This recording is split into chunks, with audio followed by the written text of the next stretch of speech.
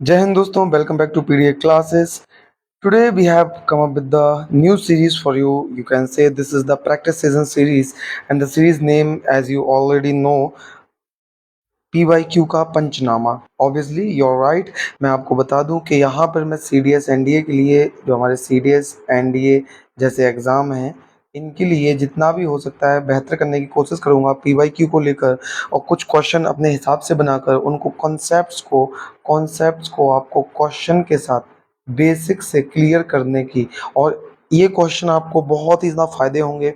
आप प्रैक्टिस करेंगे, आपको काफ़ी कुछ समझ में भी आएगा, और साथ ही साथ में आपको उसका रूल लिखने के लिए बहुत ही फ़ायदा होगा.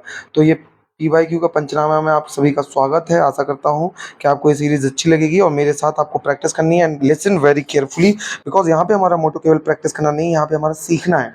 तो अगर मैं 10 या 20 क्वेश्चन रखकर आपको कुछ सिखा सकता हूँ मिक्सर कर कर, जो न्यू पैटर्न्स पे क्वेश्चन बढ़ रहे हैं, जो आ सकते हैं एरर के अकॉर्डिंग, या फिर आपके कुछ भी ले लें, या हम सिनोनिम एंटोनिम्स ले लें, कुछ भी, तो ये सारे मैं रख के लाया हूँ. देखते हैं, चलिए लगाते हैं. The very first question in front of your eyes, as you know, spot the error in the sentence. You know कि सबसे ज़्यादा इम्पोर्टेंट पार्ट हम जानते हैं, कभी 5 कभी 10 ये परमानेंट है कि एरर पोर्शन हमें बहुत इंपॉर्टेंट होता है. तो एरर पोर्शन के क्वेश्चन मैंने यहाँ रखे हैं और आपके साथ डिस्कस करूंगा. क्वेश्चन आपके सामने पढ़िए.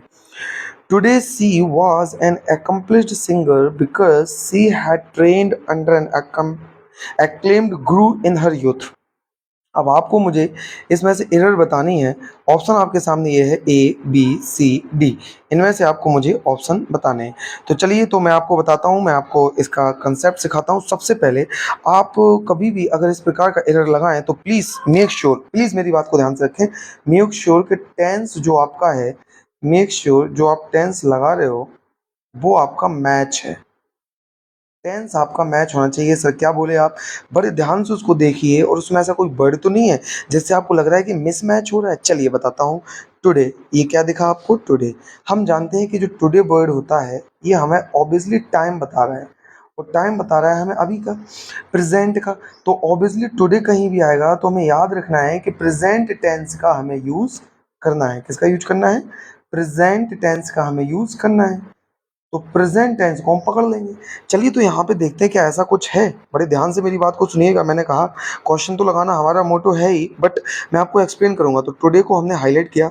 सी was an accomplished singer because she had trained under an acclaimed guru in her youth.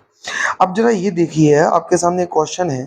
Today के साथ यहाँ वाज का यूज है. क्या लिखा हुआ है? वाज. और मैंने क्या बताया कि टुडे के साथ प्रेजेंट टेंस का मिलान है.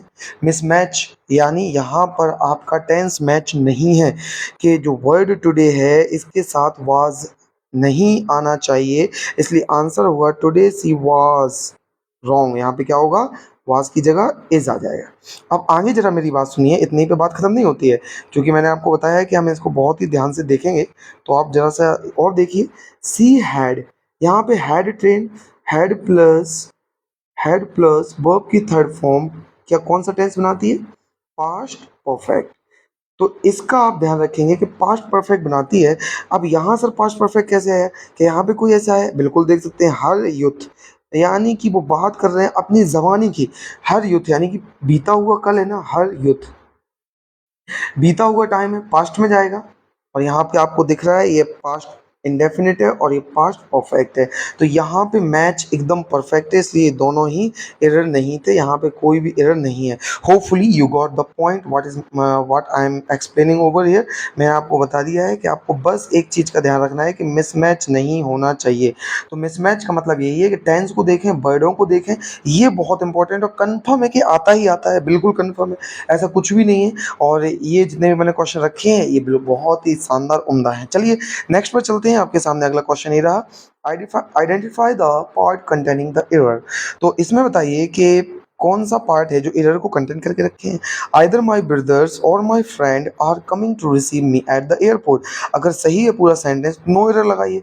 और आप जानते हैं कि नो एरर लगाने के लिए बहुत ही बड़ा दिल चाहिए, यानी कि हमको इसके बारे में बहुत कुछ और रिस्क लेना होता है, हमें पता होना चाहिए. सबसे पहले हम ये मैच कर लेते हैं. अगर ये सही होता है तो ठीक है. चलिए, तो मैच करने से पहले कुछ कंसेप्ट पढ़ा दूं क्या आपको इसका? बिल्कुल बिल्कुल बनता है. मैं आपको बताना चाहूँगा, ये एक ही बार में आप बिल्कुल सीख लें. There is a concept either or neither nor, not only, बहुत इंपॉर्टेंट बता रहा हूँ, प्लीज मेक श्योर कि आप सब नोट कर रहे हैं। नॉट ओनली क्वेश्चन के थ्रू मेरा यही है, क्वेश्चन लगाना तो ये है कि आपकी प्रैक्टिस हो जाएगी, उससे ज़्यादा मेरा ये कंसेप्ट बताना है, बिकॉज ये concept her bar you will definitely get. Okay, not only but also, but also, ये तीन जो कंसेप्ट मैंने लिखी ना यहाँ पर, बड़े ध्यान से सुनिएगा। इनके बाद जो भी यहाँ पे जो भी हेल्पिंग वर्ब, मतलब जो भी यहाँ पर सब्जेक्ट आएगा और बाद में जो हेल्पिंग वर्ब यहाँ पे आती है ना, जो भी सब्जेक्ट ऑब्जेक्ट आएगा बाद में जो हेल्पिंग वर्ब आएगी ना यहाँ लास्ट में, पता किससे डिसाइड होती है? इनसे नहीं, ये पास वाले से। किससे? यानी कि इसके पास, यानी ये जो वर्ब होगी, लेट मी टेल यू, ये जो वर्ब होगी ये सिंगुलर होगी या प्लूरल, इस सब्जेक्ट से डिसाइड होगी। यानी क्या याद रखेंगे? पास, नियर बाय, यानी जो नियर होगा, और नॉर बट ऑल्सो के नियर जो सब्जेक्ट होगा, ये सब्जेक्ट बताएगा कि वर्ब क्या आएगी। Are you getting the point? मैं फिर से अपनी बात को रिपीट कर रहा हूँ कि फिर से मेरी बात को ध्यान से सुनिएगा। मैंने कहा है if you find either or neither nor not only but also, इनके पास या near, near by object subject को देखकर आपको ये वर्ब टिक करनी है। चलिए अब क्वेश्चन में ढूंढते हैं। Either my brothers, either my brothers or my friend. अब देखिए, are coming to receive me at the airport, यहाँ आर लगा है, ये किसके लिए लगा है जरा ये बताएंगे? अरे पहचानो किसके लिए लगा है, मैंने अभी बताया। बिल्कुल ऑब्वियसली सर, आपने कहा और मिला, यही बताया ना आपने कि और मिले उसके पास, तो और के बाद यही तो हमारा सब्जेक्ट है ऑब्जेक्ट है, इसके अकॉर्डिंग ये यहाँ पे रहा, यानी पास वाला रूल। और इसके पास में माय फ्रेंड सिंगुलर है, जब माय फ्रेंड सिंगुलर है तो आर क्या कर रहे हो भैया, जाओ बस, खत्म, खत्म कहानी। तो यहाँ पे क्या आना चाहिए? इज आना चाहिए। Are you getting the point? Let me make more example. आप बताएंगे मुझे, नॉट ओनली राधा, आंसर बता देना, समझ जाऊंगा कि आपको समझ में आ गया। Not only Radha but also Sita and Gita is or coming. बताइए क्या लगता है, इज आएगा या आर आएगा? अब तो बता दो यार, ठीक है ना। मैंने आपको बहुत ही देख, बड़ा शानदार है दोनों ही जो मैंने रखे ना क्वेश्चन, बहुत ही शानदार है, पीवाईक्यू है, एनडीए सीडीएस में आते रहते हैं, इसलिए मैं रूल डिस्कस कर रहा हूँ, अदरवाइज ये आपको डेफिनेटली मिलेगा यार। बस खत्म, मेरा तो बस देखिए, बट ऑल्सो पास में है सर, पास में क्या है? सीता और गीता। जरा ध्यान से देखिएगा, किसी ने इस तो नहीं लगा दिया? अरे ध्यान से देखो यार, ये प्लूरल है, सीता और गीता दो है ना, दो बंदे हैं ना, तो दो के लिए क्या आना चाहिए? आर। That's okay. ओके, बहुत ही पॉपुलर है, आसान है, सिंपल था। हमने ये दोनों चीज़ें डिस्कस की रूल्स के साथ। प्लीज़ मेक श्योर कि आपने अच्छे से समझा है, लिखा है। और चलिए हम चलते हैं नेक्स्ट स्लाइड पर। आपकी अगली स्लाइड ये रही आपके सामने, और आपको बहुत ही अच्छे से इसको समझना है, और क्वेश्चन आप पढ़ सकते हैं, आप चाहें तो पहले भी कर सकते हैं, मैं आपको बताता भी जाऊंगा, ठीक है। चलिए, the very first let's read आपके सामने, choose the word most nearly. As you know, most nearly same in the meaning, means to say यहाँ सिनोनिम की बात कर रहे हैं हम। ओके, सिनोनिम्स की बात कर रहे हैं। एबनिगेशन, वेरी इंपॉर्टेंट, बहुत ही प्यारा वर्ड है abnegation, exam point of view से भी बहुत इंपॉर्टेंट है, तो आपको इसके बारे में बताना है। एबनिगेशन, तो एबनिगेशन में ए एक्सेप्टेंस होगा या अप्रूवल होगा, रिवार्ड होगा, रिनंसिएशन होगा, क्या लगता है आपको? चलिए तो मैं आपको बता देता हूँ। एबनिगेशन का पहले मीन देख लीजिए। एबनिगेशन, एबनिगेशन क्या होता है? What is the meaning of actually abnegation stand for? Abnegation का मतलब होता है अस्वीकार। क्या होता है? अस्वीकार करना।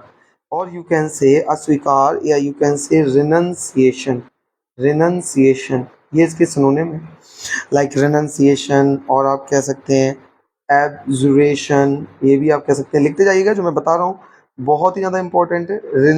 रिलिंक्विश, हाँ बहुत ही अच्छा वर्ड है, रिलिंक्विशमेंट, रिलिंक्विशमेंट, ये यानी कि छोड़ देना, त्याग करना, मतलब किसी चीज को त्याग कर देना। तो बताइए एबनिगेशन का क्या होना चाहिए? ऑब्वियसली सिनोनिम सर ये रहेगा, रिनंसिएशन। एबनिगेशन को कैसे याद कर सकते हैं? Let me give you the connection.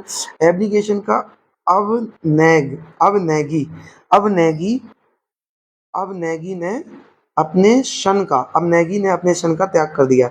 अब ये हो गया नेगी, जो प्लेयर था ना नेगी, अब नेगी ने अपने शन का, ये टी सन हो गया, अपने सन का अस्वीकार, त्याग कर दिया, renunciation, abjuration, relinquishment, you can say. So these are the synonyms and this is the correct answer for the given word. Okay, got it?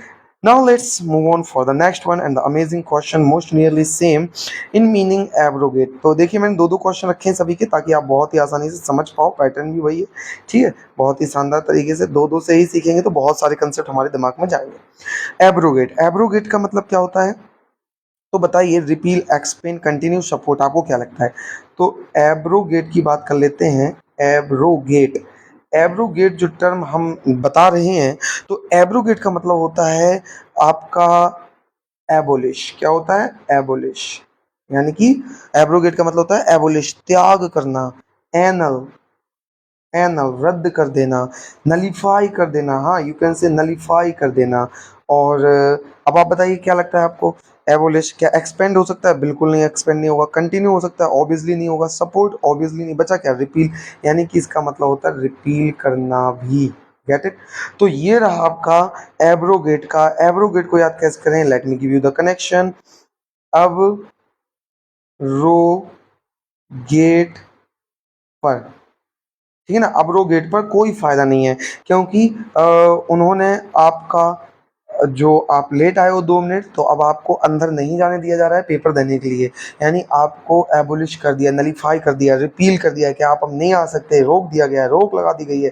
Clear है? समझ में आ रहा है ना? तो एब्रोगेट होता है ना वो 2 मिनट, अभी देख रहे होगे वीडियो भी कितने वायरल होते हैं, 2 मिनट में ही वो क्या आता है, सर मैं 2 मिनट लेट हुआ हूँ, please let me have my exam. तो वो कहता है एग्जाम देने दीजिए, लेकिन उसको अलाउ नहीं होता है, तो अब वो गेट पे रोता रहता है। तो एब्रोगेट पर, अब्रोगेट पर रिपील कर दिया गया है। ओके, चलिए, तो ये रहे शानदार दो सिनोनिम्स हमने किए। Next move on. और अब आपके सामने ये रहता है सेंटेंस इंप्रूवमेंट, और बहुत ही शानदार तरीके से मुझे बताइएगा आपको आंसर इसके मिलते हैं या नहीं, ये आपको मुझे बताना है और आपको ये बहुत ही अच्छे से समझना है। चलिए तो फिर करते हैं कोशिश, ट्राई करते हैं। आपको बनता है the very first question, as you can see. पहला क्वेश्चन है, never dash dash such an extraordinary display of courage under such difficult circumstances. आपको बताना है यहाँ पर कि इसमें क्या है। तो चलिए, इसको बताने से पहले मैं आपको बता दूं इसका रूल क्या है। Never scarcely, never scarcely, hardly, never scarcely, hardly, and no sooner, no sooner. तो ऐसे बहुत सारे हैं, इनको आप कहते हैं, जो मैंने आपके सामने लिखे हैं, इसको हम बोलते हैं, यहाँ पे जब भी ये आएंगे आपको, ये जब भी दिखेंगे, तो आपको इसके बाद इन्वर्जन ऑफ सेंटेंस का यूज करना है। इन्वर्जन का, you know what is inversion? Inversion of sentence का मतलब होता है कि इसके बाद आपकी हेल्पिंग वर्ब आएगी, उसके बाद मेन वर्ब आएगी, उसके बाद आपका सब्जेक्ट और मूव ऑन। तो ये होता है इन्वर्जन का मतलब।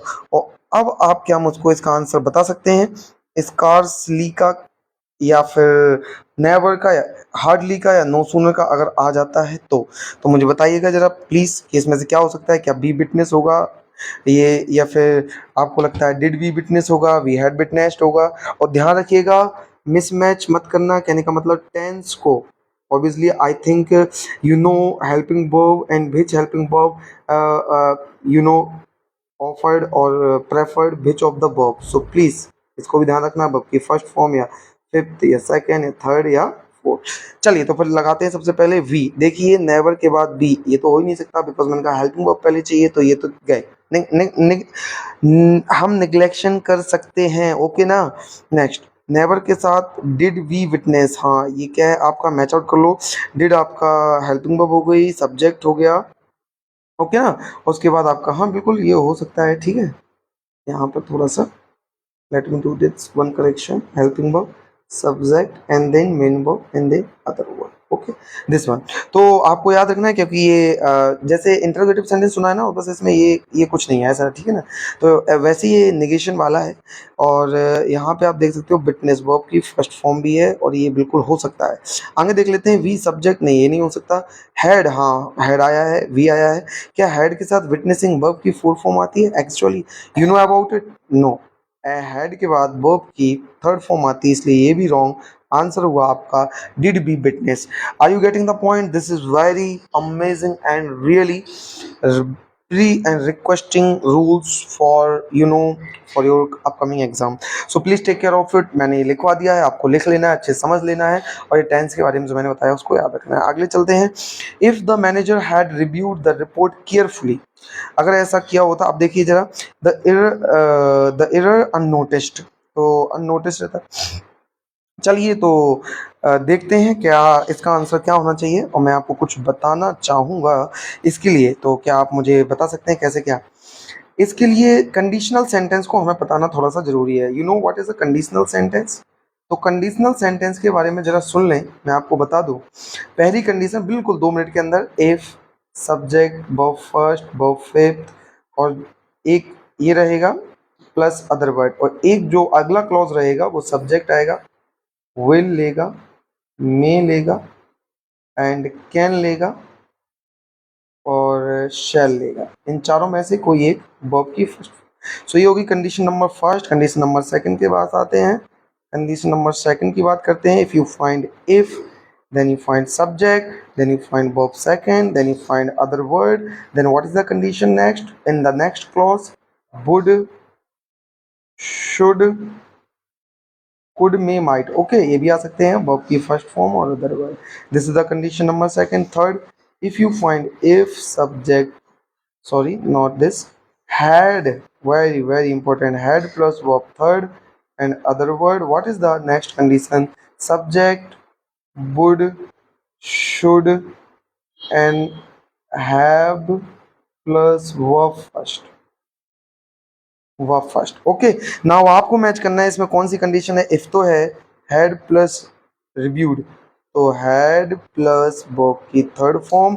आप देख सकते हैं बहुत क्वेश्चन पुटअप होते हैं यहाँ से, इसलिए इसको अच्छे समझिए और आपकी ये कंडीशन फॉलो कर रहे हैं ये भाई साहब।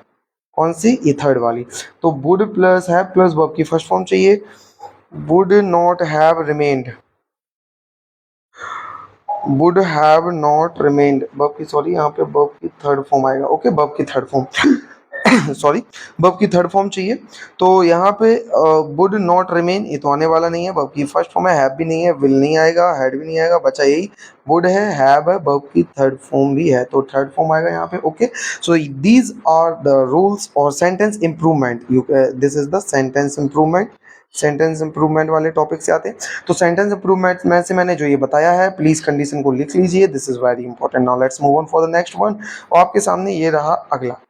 अगला आपके सामने है, what does the idiom a close fisted means. क्या बता सकते हैं आप क्लोज फिस्टेड मीन्स का मतलब क्या है? क्लोज फिस्टेड माइजर हो सकता है, a coward, generous man, leader, क्या हो सकता है?